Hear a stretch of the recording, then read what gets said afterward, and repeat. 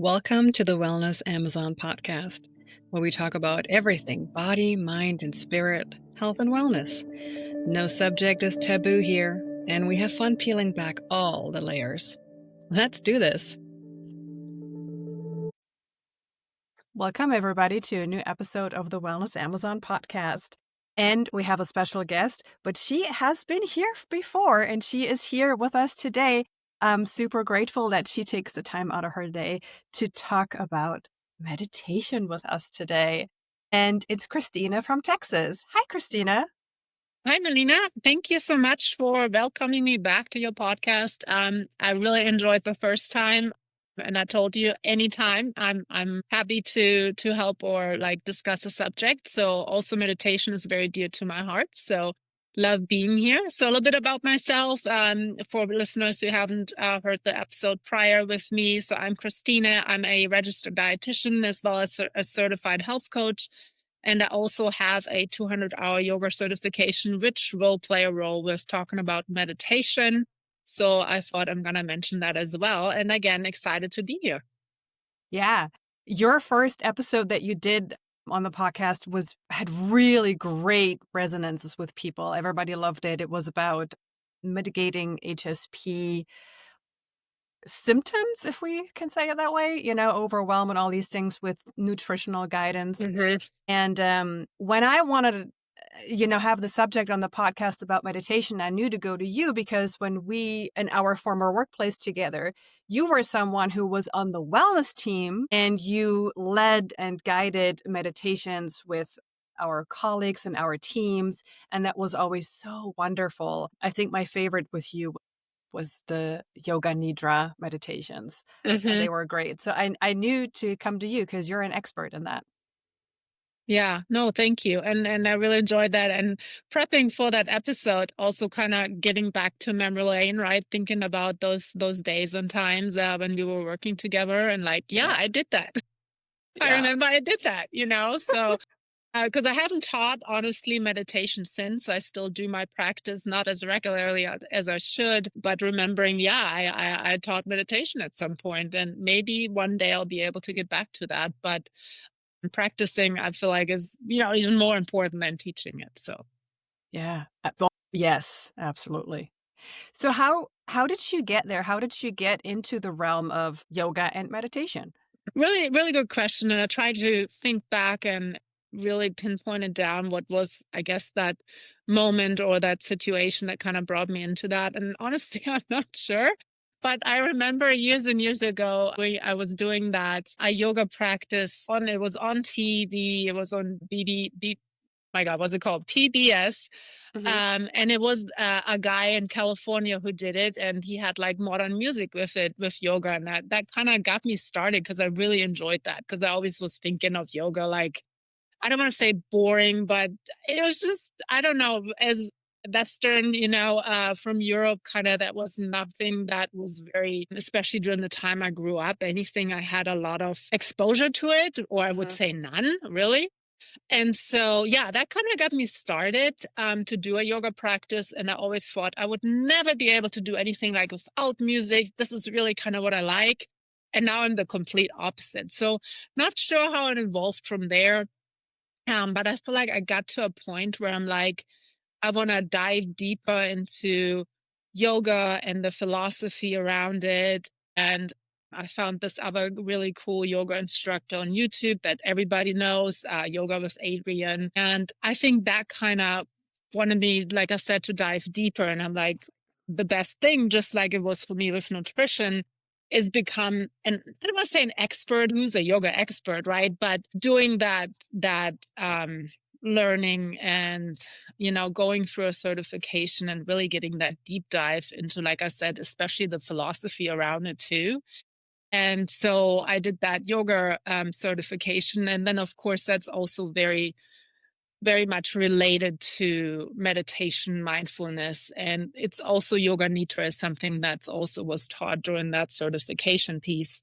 So yeah, a long story short, but I guess that's kind of how I got there. And I feel like meditation is something so easy to teach, right? Because it doesn't take a long time. It's like people always think like, no, I got to sit every day for 30 minutes.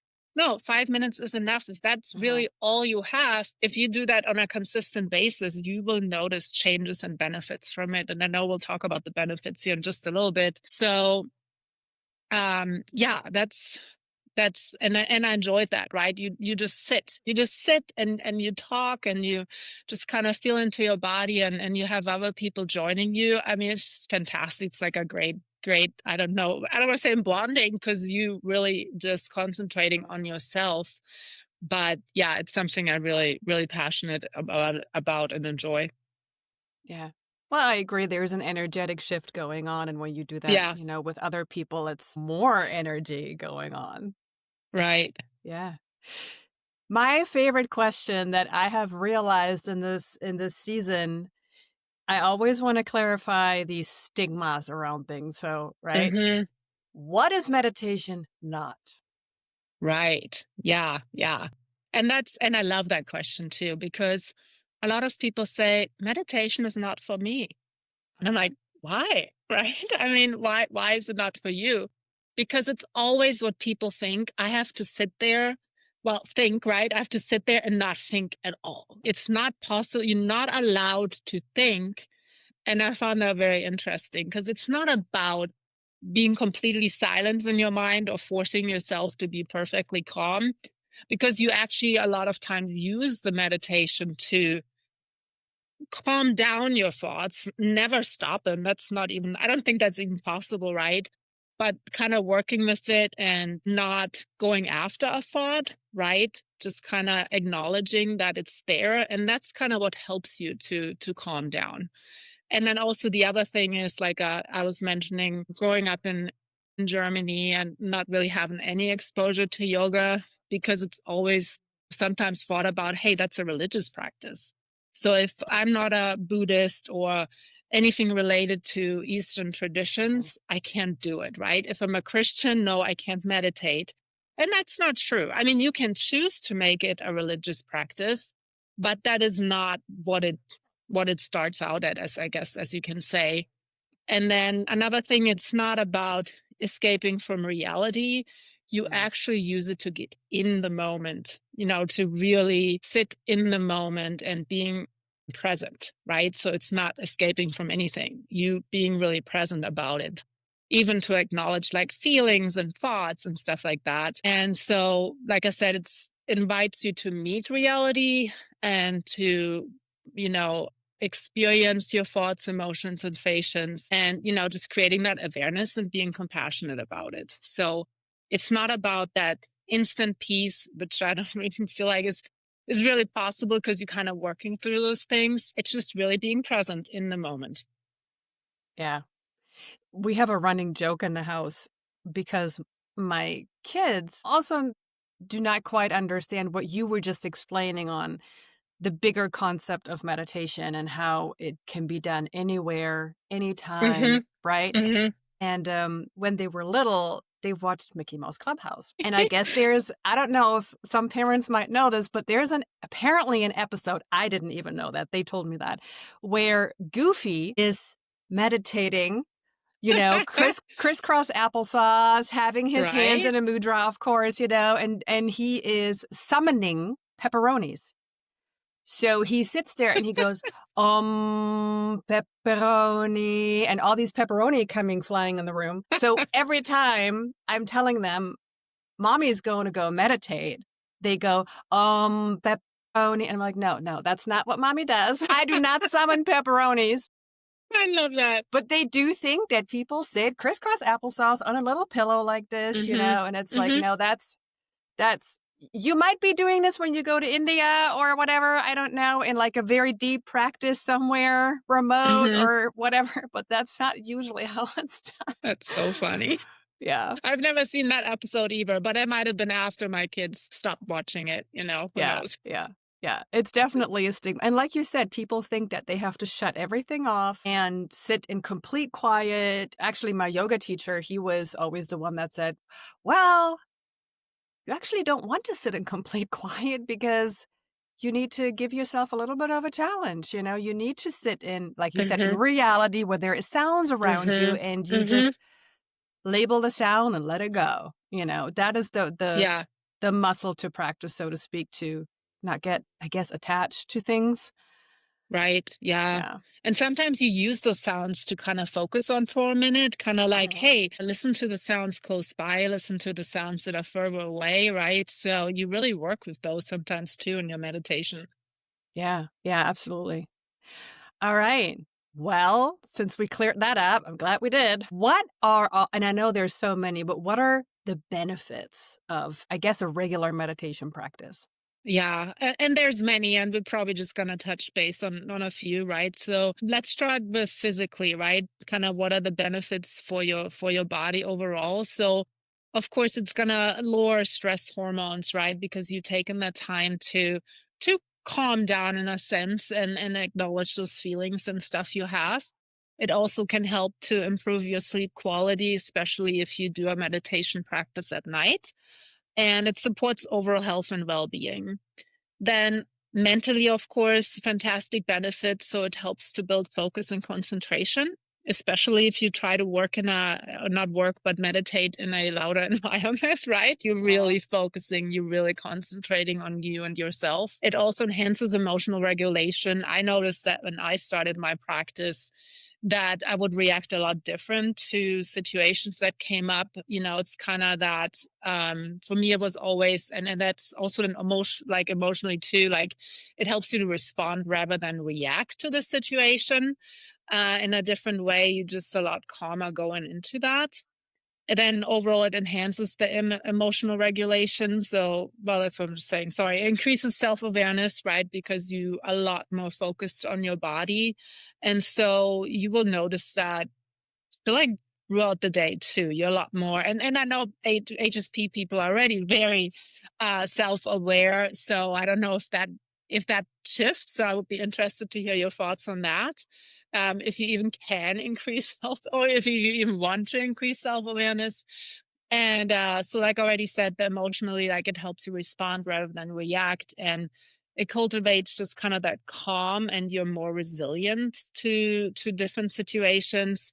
And if you even go into a deeper level, so it creates a space between thought and action. So again, kind of that respond versus reaction. So you first analyze, think through a situation versus right jumping into it. And it also encourages like mindful choice instead of like habitual reaction sometimes, because you just, again, that self-awareness you create kind of really helps you shift that. And like I mentioned, I'm sure there's plenty of others, and listeners even might say, hey, you forgot to talk about that. You know, we're just kind of giving you here the basics. But yeah, like I said, curious to hear, Melina, like increased self-awareness or maybe a shift in self-awareness. Is that something you noticed through meditation as an HSP? It is because to me, the self-awareness actually suffers with being an HSP because you are Okay. so aware of everything. So all the Okay. things around you Yeah. that are not you, and that kind of like then falls away. You can concentrate on your own body. That is probably why I love yoga nidra so much, because you when you go through the different places in your body, you get aware of these like, oh yeah, I have a pinky toe and I can feel my pinky toe. Because Hmm. it just you're so overwhelmed, and I think you don't have to be an HSP to be overwhelmed with all of the information coming in every day Right. from outside, that you forget your own, yeah, physical awareness. Hmm. Hmm. Mhm. That was great, and I think what I love the most about what you just said is about the whole sleep and stress thing, because pretty sure that's what most of us suffer from, because, especially in our modern world, everybody is caffeinated way too much because they combat Hmm. lack of sleep, and then it becomes a cycle of, not enough rest and too much hustle, Right. and meditation can really almost compensate for the lack of rest in a more compact, quicker way, so to speak. Yeah, especially if you go back to yoga nidra. I know it comes up a lot today, but Mhm. that is, you know, one of those practices that can give you like this quick recharge too. You know, you can do, I mean, optimal, you want to have at least a 30-minute practice of that, but even a 20-minute yoga nidra practice can kind of give you that quick refresh, recharge kind of energy. back Yeah. in your day. So, which is fantastic. Yeah, I agree. It's phenomenal. So if you have the time to set that aside, highly recommend. Hmm.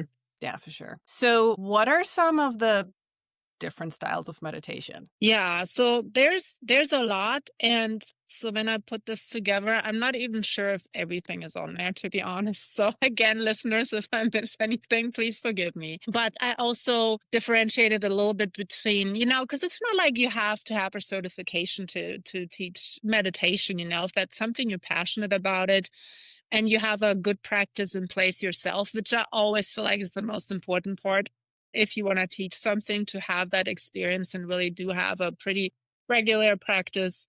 You can do it. And the ones where you have to have like a certification that are more, a specialty in regard to meditation, I also kind of gonna add that to the list. So let's start with the easy one that probably most people know about, is that mindfulness meditation. So that's a practice that's very widely spread, I guess you could say. So it's kind of just going back to bringing your attention to that present moment, right? Noticing your thoughts, your emotions, your sensations. And big thing about this, without judgment, right? So you can feel whatever you want to feel. It's totally okay. Mhm. And that's actually your time to kind of process that, right? And so it's about observing rather than controlling your mind. So the thoughts can come in and you just acknowledge them and say, hey, it's okay. That's what I'm feeling, stuff like that. So also a big thing, you don't need to control anything in that moment. And it's mindfulness in general too, right? You can be, I don't want to say necessarily meditating, but even if you do your dishes, right? You can bring that mindfulness in that moment. Or like you mentioned, our world is so busy with everything that we don't even take time. And that's, going back to nutrition, to eat. Like, you have a screen there, you may be doing something else over here, right?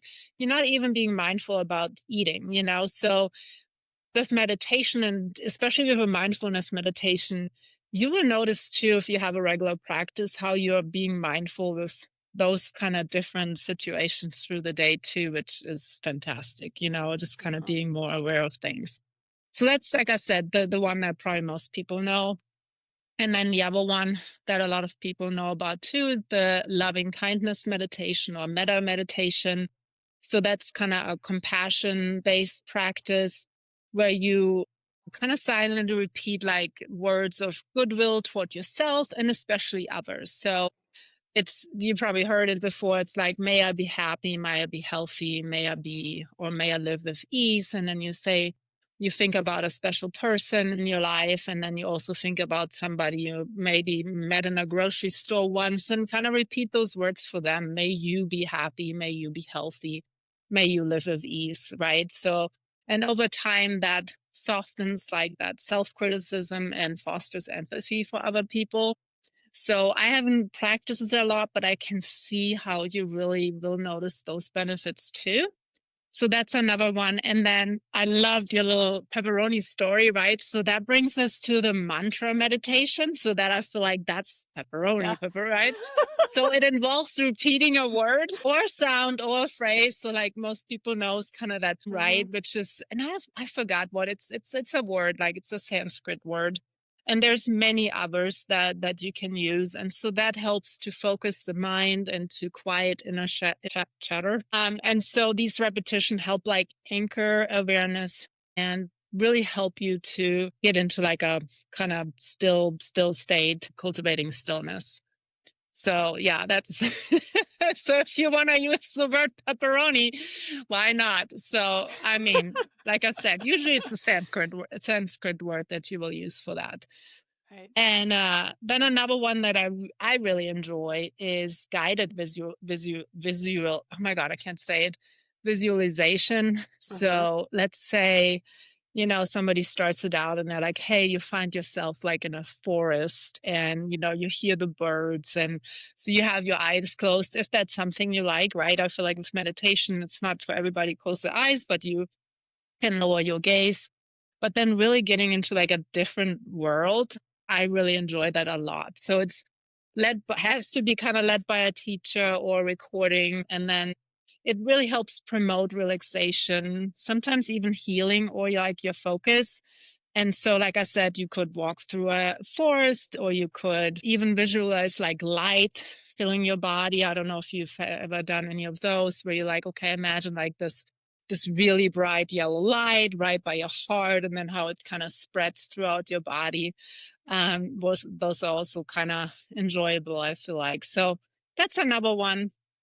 And then just a really simple one, that's not yoga nidra, but it also focuses like on your body as a body scan meditation, right? And those a lot of times can be really quick, like those 5 minutes, but you just focus on the different parts of your body. I usually like to start like with the feet and then work my way up, especially if I teach it. And so you notice sensations and tensions, or areas where you feel at ease.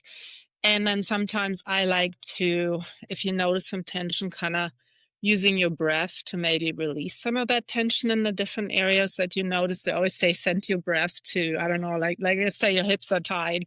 However that looks like for you, right? It always sounds kind of like, how do I get my breath to my hips, right? Yeah.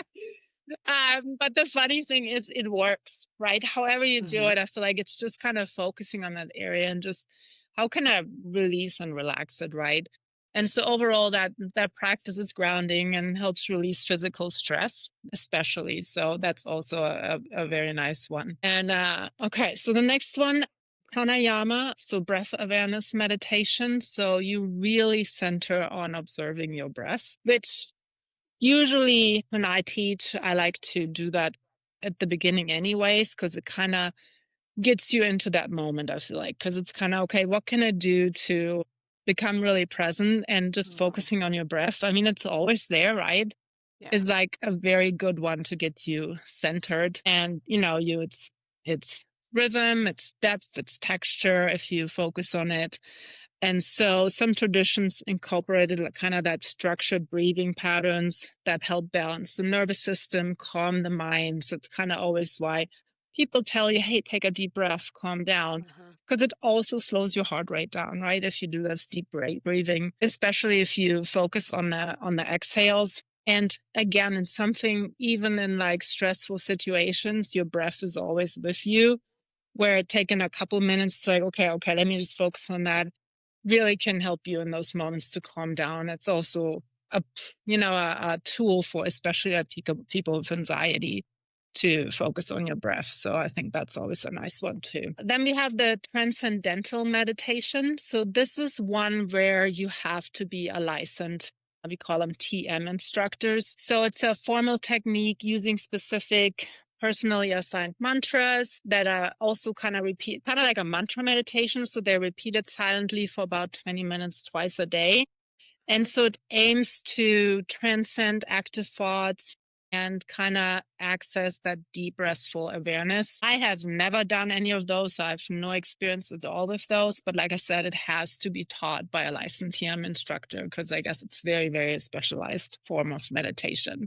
Okay, then we have, and there's, like I said, a lot. So the Zen meditation. So of course that is rooted in Zen Buddhism, Hmm. and it emphasizes on again, like like, yes, you have to sit in a certain posture. So it does emphasize sitting in that posture. It has breath awareness and letting go of thoughts without attachment. And it's a discipline of simplicity and presence. So like I said, that's kind of Buddhism practice. And then a really old Buddhist practice is called I think you call it the Vipassana meditation. So it means insight, and it focuses on the deep awareness of sensations, thoughts, impermanence, and it helps develop like clarity and equanimity. So kind of sounds like, okay, that's like kind of like the Zen meditation, right? So Hmm. I'm not quite sure what the differences are, but I'm sure there are some. So if you're interested, kind of do a deep dive and kind of see what the difference is. I did a couple of the Vipassana meditation. I did kind of like a little meditation course where she kind of talks about it, but I haven't done a deep dive. I just kind of did one Hmm. or two of those. Yeah, Did you like them? I did. Yes. Yes, I do. Again, you go into like deep awareness of, your thoughts and feelings and all those things. So, Hmm. which is always, that's so helpful. I feel Yeah. like that kind of what I don't want to say enjoy, but I do enjoy. Yes. Yeah. Then another one, and that's kind of also, I guess, related to yoga, like working with chakras, right? So we have the chakra meditations. And with that one, it's not required that you have training with it, but it adds credibility and safety because chakras work like with the chakras throughout your body and what effects they can have on your life if they're like overstimulated or not, things like that. So it centers on those body energy points, and it's could be visualization, it could be sound, it could be breath work to work with those and trying to balance and align those energy centers again if they're like out of sorts. I have maybe done a couple. I've done more like yoga that gosh, works kind of with chakras and stuff like that. Uh-huh. Not so much meditation. I don't know, Melina, did you do some chakra meditations? Yeah. Okay. Yeah. That's what I thought. Yeah. Yeah. I actually use them a lot, very focused on where I think I need it. If I feel Mm-hmm. like, creative block. I have a creative block, and I know, like, okay, that's probably your sacral chakra. So I go look Right. up and I find a sacral chakra meditation that is then kind of like a guided meditation where somebody Mm-hmm. guides you through the correct color, through the correct affirmations for that chakra to undo that block.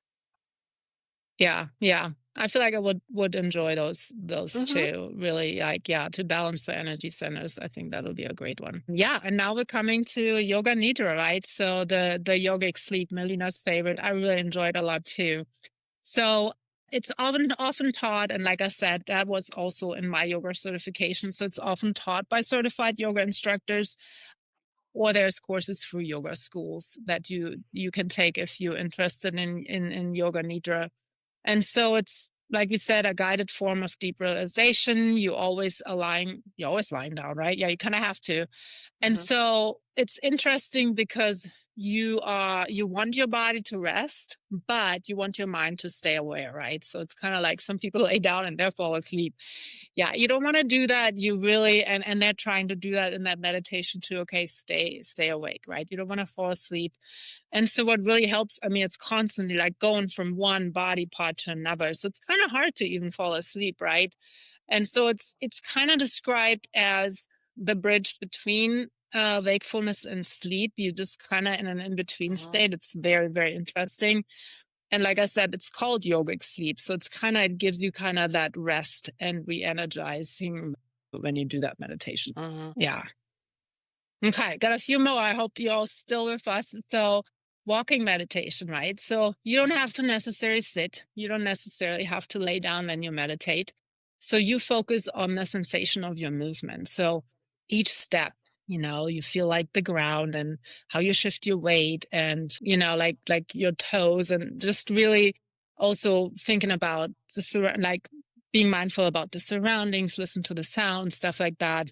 So that's a fantastic meditation for people who find it difficult to just sit, right? So it's kind of like a mindfulness awareness kind of meditation, but you're able to walk. So I've done a couple of those, find them very interesting because I'm like, wow, I never really like focused on the ground at all or how I step Yeah, and stuff like that. So I know Melina walks a lot. Have you ever done a walking meditation?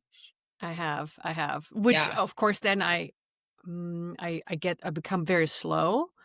I'm not power walking, I Right. become slower and then Yeah. really focus on how does my foot feel when it touches the ground? How do I roll my foot? What do I hear around me? Is there birds singing? Oh, there's a butterfly. So it's not that's also really cool because I don't necessarily have to shut out everything. It's the Hmm. opposite. I'm taking in everything. Exactly. But also that does now eliminate your brain going crazy with maybe negative thoughts or stress or whatever, because if Hmm. you focus on all the things and all the sensations while you walk, you can't also think about, I don't know, what your supervisor said to you 10 minutes ago. Right. Yeah. Yeah. Yeah. Exactly. Yeah. Interesting that the slowing down, right? You suddenly just, yeah, Mhm. you can't walk really fast if you want to focus, like if you want to create awareness around everything. Yeah. Yeah. That's hard. Yeah. So speed or anything like that is not No. mindful, right? Yeah, Um, yeah. Okay. and I have combined this, what I would really that's everybody should probably do that at one point. If you have somewhere in nature where you can be barefoot and do that barefoot because now you get grounding Yes. in at the same time. So it's always I always try to do multiple things for in one, right? Be efficient. And Mhm. that one for me was always first of all, you're in the fresh air. You get probably maybe some sunshine. You ground your bare feet on the ground and you do some kind of meditation and mindfulness while you're doing it. So Yes. it's all of those things at once. So it's really cool. Love it. Yeah, and if you have a tree close by, hug the tree. Yes. Yes. Yes. If you Yeah. feel Yeah, weird I love about that. hugging the tree, just touch it like you're leaning on it, like you're Mhm. just taking a break so nobody thinks you're crazy. But touch the tree in some form. I know, right? Uh, Yeah. Yeah. No, that's fantastic. Like you said, being efficient, right? Taking it all in as much as we can. I love that. uh-huh. All right, got a couple more. So, sound or gong meditation. And I know that Melina does that a lot too. It uses either sound, so it uses sound vibrations. So, it could be singing bowls, it could be gongs or chimes. And so again, that helps to deepen relaxation. And I know especially like not well, singing bowls too. It uses different vibrations and they are kind of help to usually like calm different things, like different sounds help like with anxiety, or this one kind of helps with well stress. And I don't want to say stress anxiety is the same, but with stress. So this helps kind of with like if you feel kind of sad, like all these different Uh-huh. frequencies. It's very, very interesting. Love that. And so it kind of helps alter the state of consciousness. And so it acts both as a focus, but also as a healing tool. So especially if it's like about anxiety or stress or anything else. And with this one, like professional sound healing courses are recommended because, like I mentioned, different frequency for Yeah. different things. There's so much things to pay attention to and that you should know about. And so, yeah, curious for Melina to kind of share her experience with like sound or gong meditation. I love those. And I have done so many different things with different instruments. When people talk about meditation, some people think like my daughters, like, I can't do this. I'm going to laugh or whatever. And when it came to sound meditation, I was the same. That's when I was the same way. And I remember signing up for a sound meditation with somebody who does the singing bowls and stuff. And I thought, well, we're doing singing bowls. Well, come to find out, oh, no, today we're drumming. And I thought, "Oh my god, are you serious? We're doing what now? A drumming meditation? I'm gonna laugh. I can't be here." The sounds it just sounded ridiculous, you know? Right. Holy cow. Within 5 minutes, I was like, "This is my favorite. This is better than any singing bowl ever." The drumming and she has Native American in her, so the lady Oh, really had that deep nice. and all the drums, she made them herself. I mean, it Very was cool. just out of this world, and she drums over your body, so you're really close to that sound. I did So you feel tuning the forks. vibration too, then, right? Yes. Yeah. Yes. You feel that Wow. vibration. Sometimes she has this thing that sounds like the ocean. And a lot of people say when they go into a very meditative state that they taste salt in their mouth, like, Huh. because they Wow. feel like they're in ocean water. Tuning forks was probably the Hmm. most interesting one yet because it's very intense because it vibrates so much. Hmm.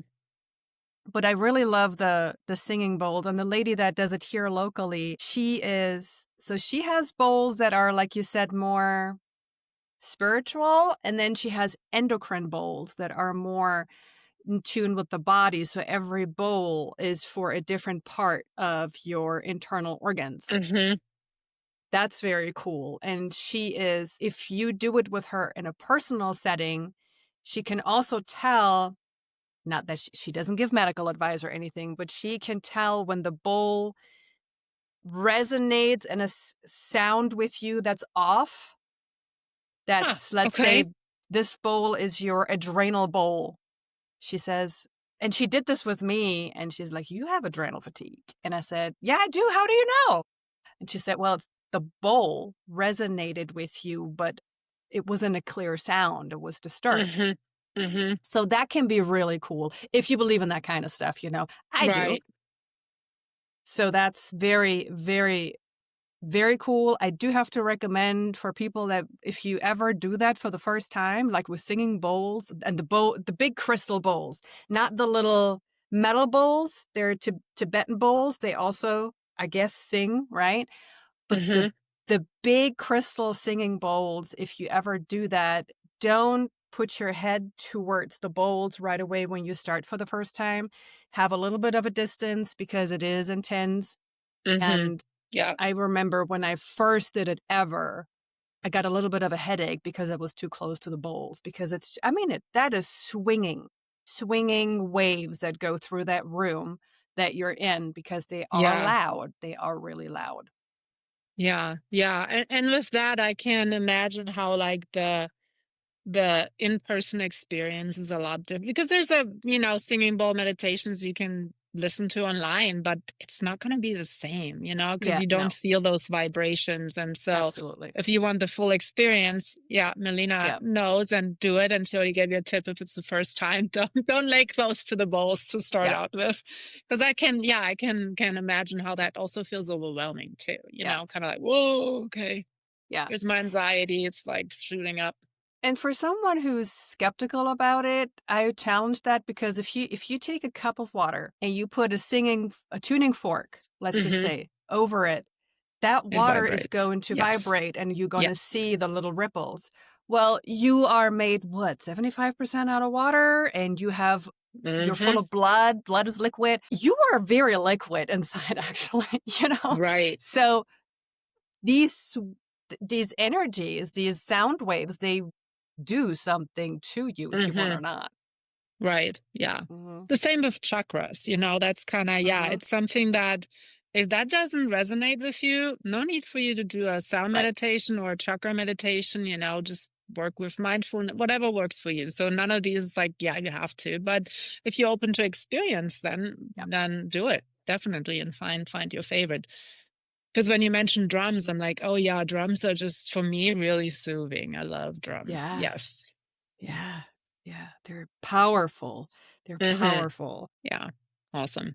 Well, I got another one for people that don't really like to lay down or sit when they meditate. Mhm, So qigong or tai chi meditation.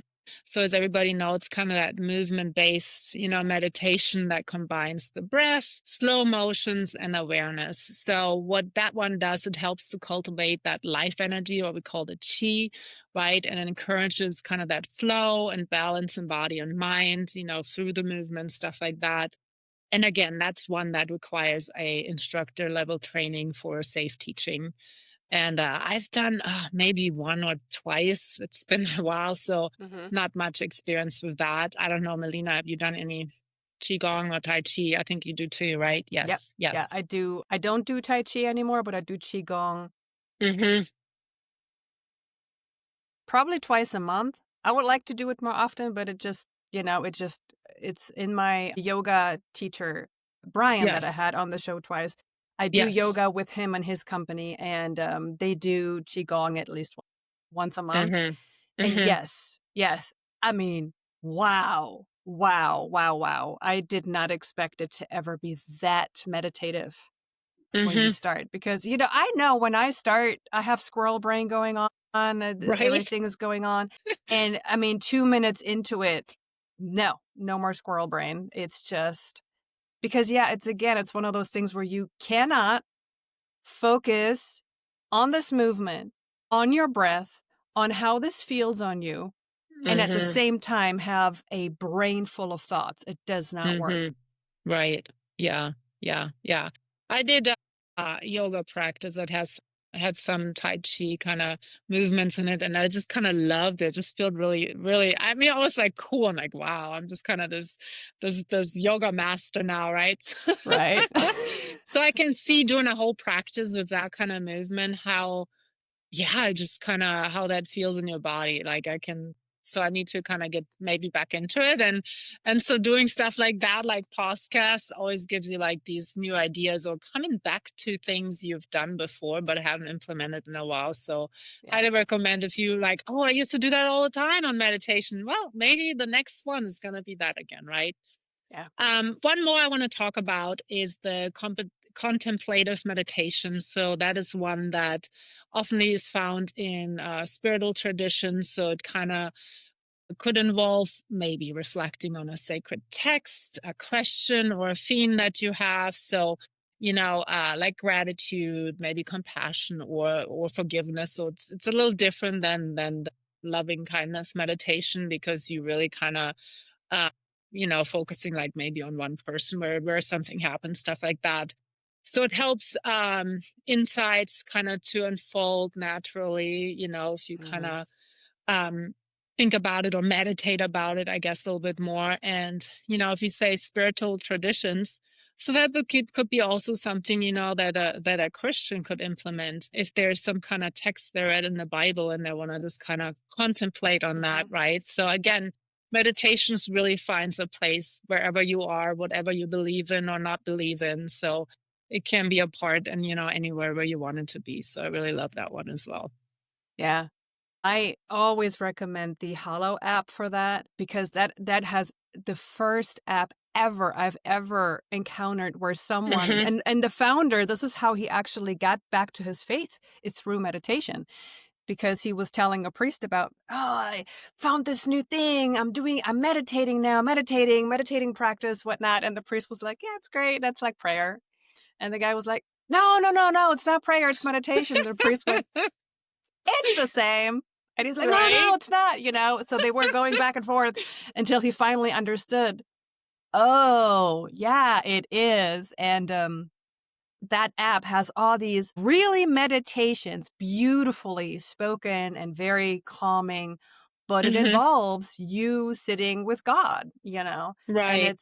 it's I didn't even think about it. And I mean, people know this by now, I'm a very devoted Christian and I pray Right. and I meditate. I never thought about putting those two together. And now I wonder why I never did this. But I think it is because what you said in the beginning, there's still that little bit of stigma Hmm. around meditation that it's something Hmm. else, and they can't go together. But no, no, they do. They do go together very beautifully.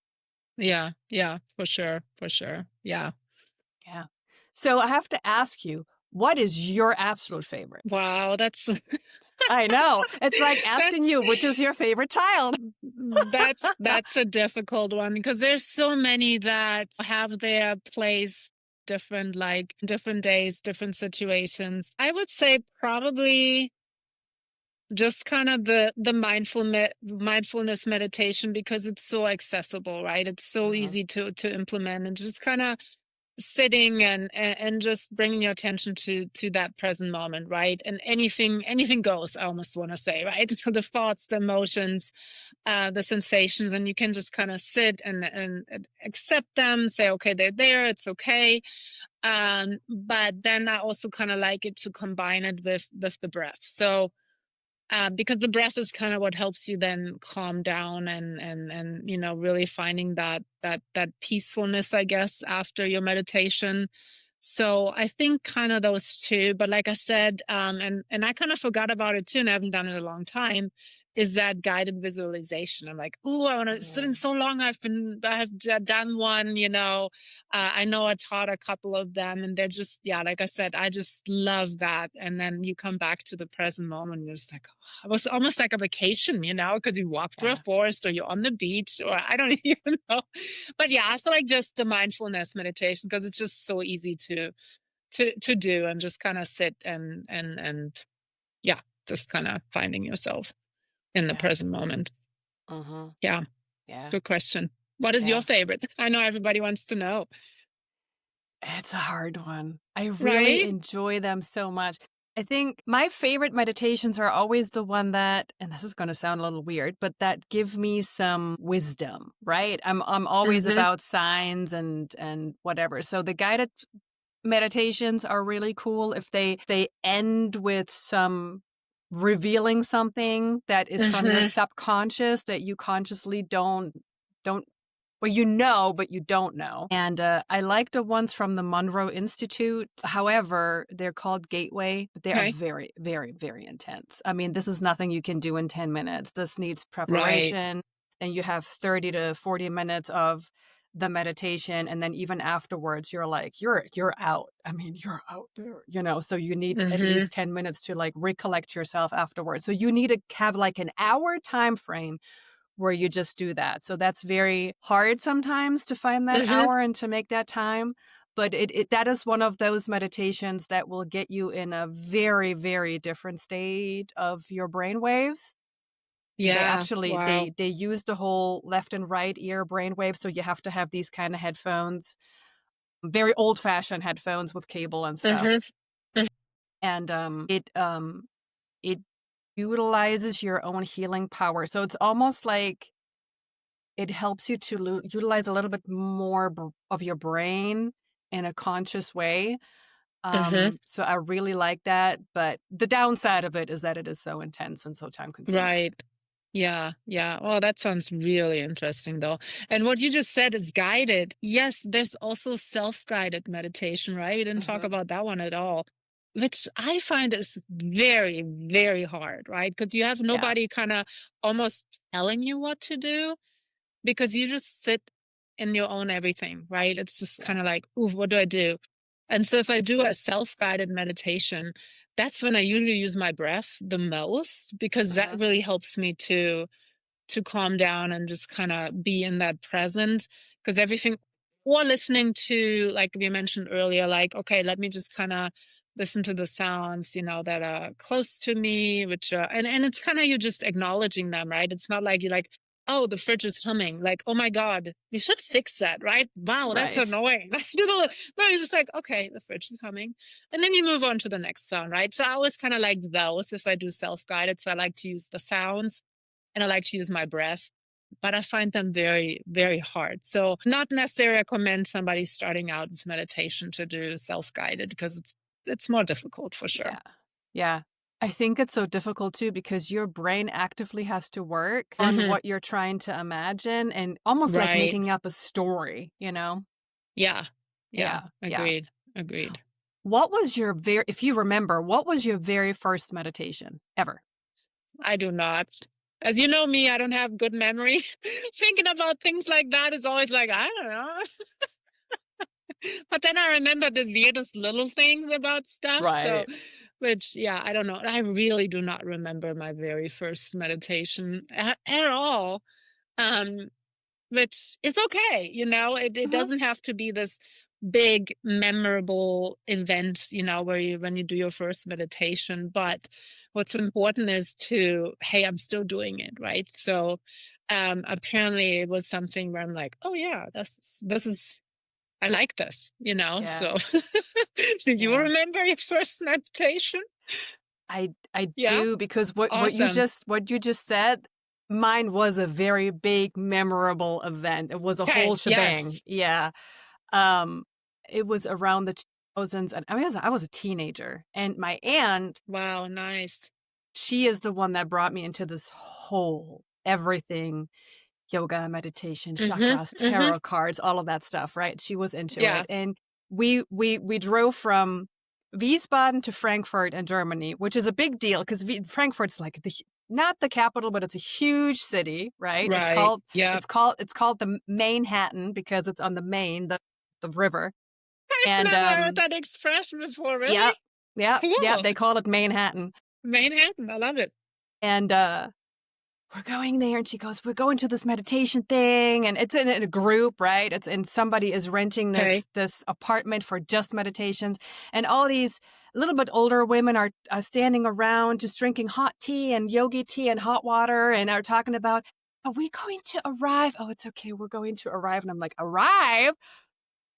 Where are we arriving at? And I have this stigma in my head, we're all sitting there crisscross applesauce chanting whatever.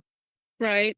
Well, it started out like this. So we sit, we don't lay down, we sit, and we do chant Om. Everybody's chanting Om. Mhm. But the weird thing for me as a teenager was so profound because if 40 people chant Um, the Wow. sound waves that go through you Yes. automatically, it's almost like you're getting shot into another realm. I mean, you don't have to do any breath work Amazing. anymore, you know? And then she did the guided meditation afterwards. Wow. She We walked through a forest and we felt the dirt on our feet, and then I don't remember all of it, but we had to climb a mountain. And at the very end, you are on top of the mountain and there's a box. You open the box and there's something for you in the box, right? That's it. And it was so profound because at the time I didn't know what to I saw something in the box and it was very clear. I had a very clear vision and I didn't understand what that meant for me. Now, looking back at this, and I always forget the English word for it. It was a pastel and mercer, like these things where you grind up medicine in it, the Yeah. stone things. And now I know. I mean, but it was the old and not a stone one. It was one of those metal ones that you would have in an apothecary, Yes. Okay. right? Yeah. And that was like the symbol for health and healing. And now I know my entire career has been built around healthcare and Mm. healing and helping Wow. people, right? Yes. But as a what, 13, 14-year-old, I was like, I don't know what that means. You're like, what the heck? And my aunt always said, just remember, one day you will understand what Wow. this was all about. So it was one of those Mm. very profound Yes. memories. Yeah. I would have been able to remember that one too. I'm sure. Sure, mine was just a 5 or 10 minute kind of thing. So But it gets you into it, and you keep exactly. practicing. Yeah, you keep practicing it. Mm-hmm. Yeah. Yeah. Yeah. Yeah. Well, speaking of which, would you be okay to do a very quick whatever you feel like up to meditation to get Sure. us all in Yeah. a better state of mind for the rest of the day? Yeah, no, for sure. Would love to. For everybody who's walking right now, because I know I listen a lot of podcasts when I'm walking, please Uh-huh. don't close your eyes. Don't lower your gaze. Do your thing.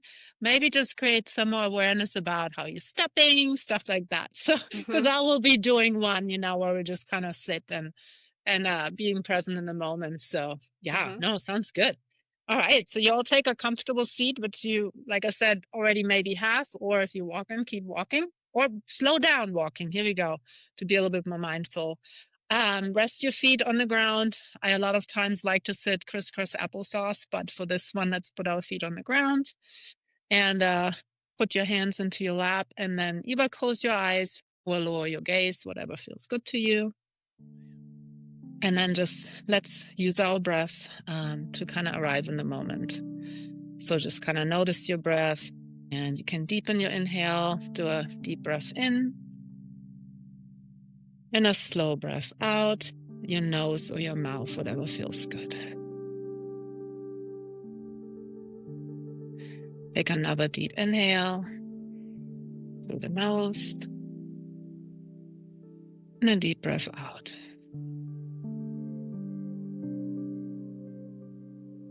And one more deep breath in and out.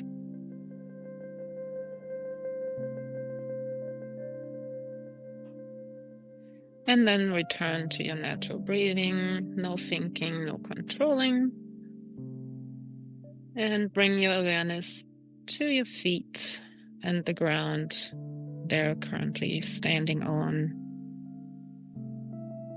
Maybe wiggle your toes a little bit, really noticing the ground underneath. Maybe lift your heels, set them back down. And then quiet down your feet. Come to stillness. Still keeping your awareness there and then slowly traveling to your ankles, your calves, to your knees,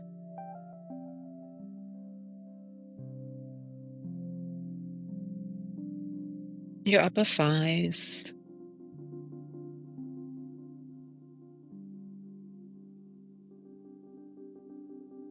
to your buttocks. Notice the chair or wherever you're sitting underneath you.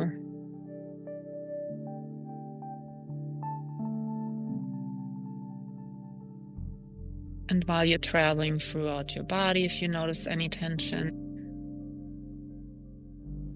just notice it.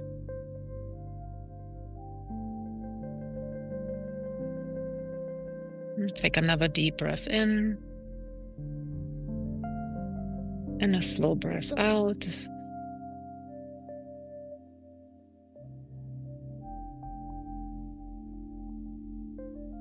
And then keep traveling up your body. Notice your hips, your lower back,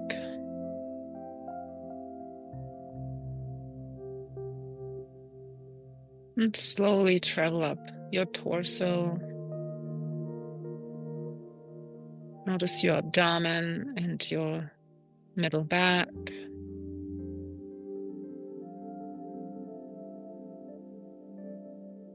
Maybe notice when you're taking a breath in how your belly expands, and then you exhale, how it deflates or pulls back in. Travel up your upper spine. Notice your chest. Up to your shoulders.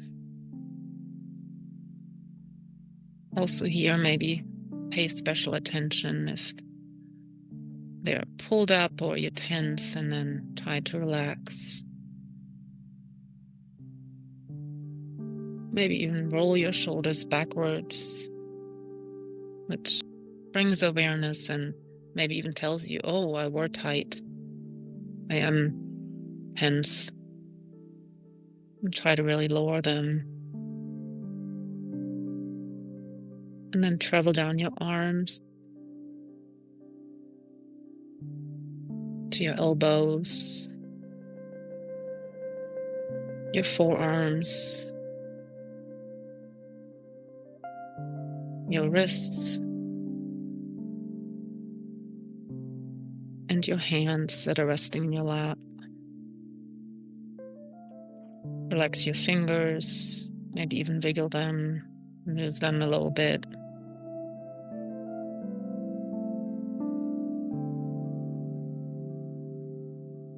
And then come back to stillness in your hands and fingers. And travel back up to your shoulders. Check in with your neck and your throat.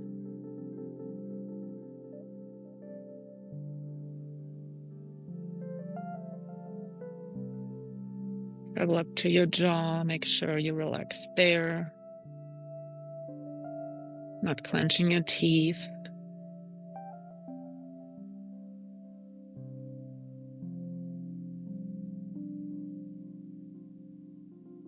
Go to your cheeks, your eyes, make sure they're closed gently, or lower your gaze with your lowered gaze, that there's no tension. And travel up to your forehead. Make sure that's also relaxed.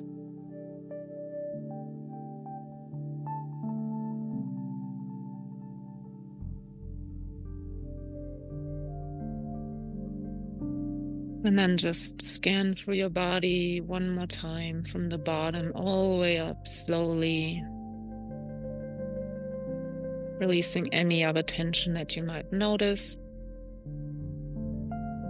Spending an extra moment on that area. Maybe sending a breath to that area.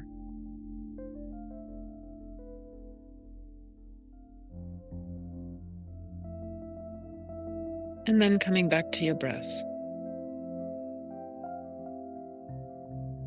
Take a deep inhale. And a deep exhale.